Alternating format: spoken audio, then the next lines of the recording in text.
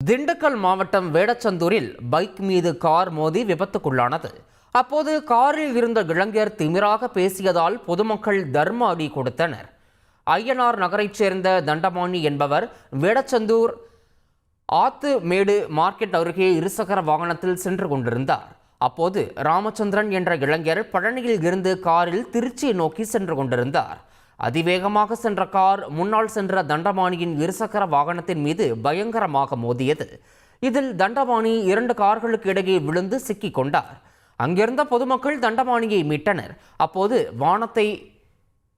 வாகனத்தை ஓட்டி வந்த ராமச்சந்திரனை பொதுமக்கள் தட்டி கேட்டபோது காரில் இருந்த மற்றொரு இளைஞர் கெத்தாக காரை விட்டு இறங்கி வந்து திமிராக பேசினார்.